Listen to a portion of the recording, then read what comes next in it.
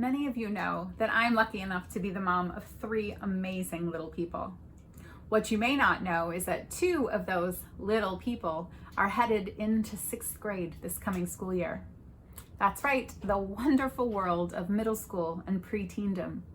And as a lot of you have experienced for yourselves, those years can be quite interesting.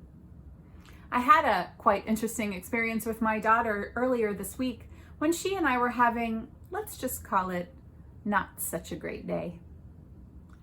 We were curled up right here in her bed, and she was pouring out her heart to me through tear-stained eyes. And what started with little grievances and things that were troubling her in the present began to turn into things that she was carrying with her from 2nd and 3rd grade.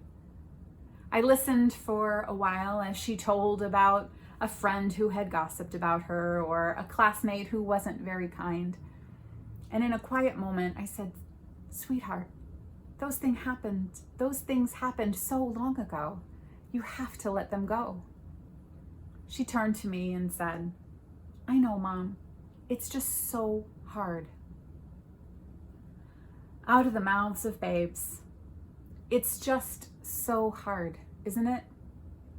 To look to our past, to the hurt, to the anger, to the baggage and burden, to the grudges that we carry with us, and let them go.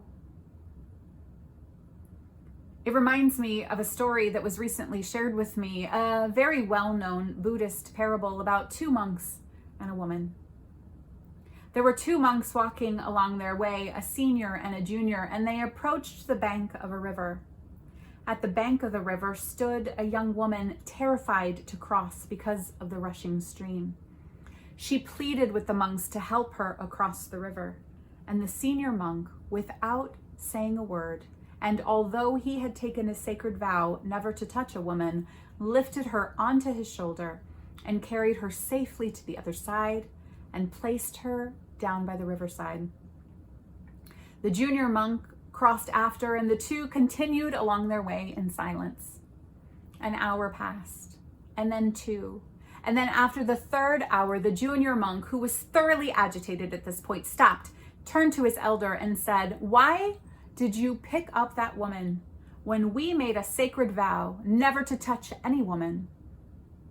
The elder monk calmly turned to the junior and said, "Brother, I laid that woman down by the river 3 hours ago. Why are you still carrying her?" That story and the experience that I had with my daughter are a powerful reminder to me that we cannot continue to live in the past. We must live in the present moment.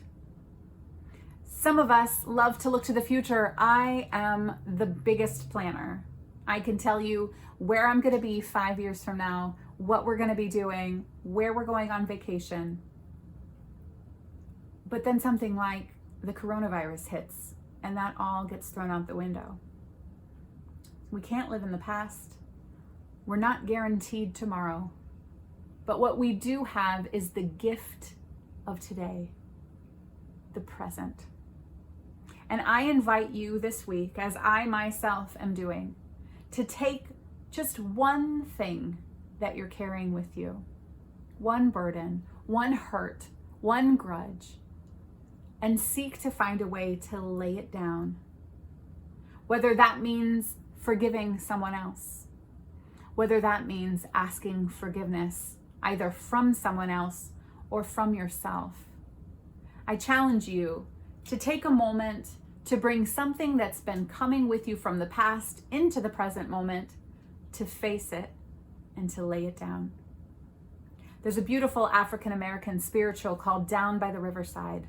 And the simple lyrics say, "I'm going to lay down my burden down by the riverside." My hope and prayer for all of you this week is that you're able to lay down your burdens down by the riverside and to live more fully with God's grace and love and peace here in the present moment.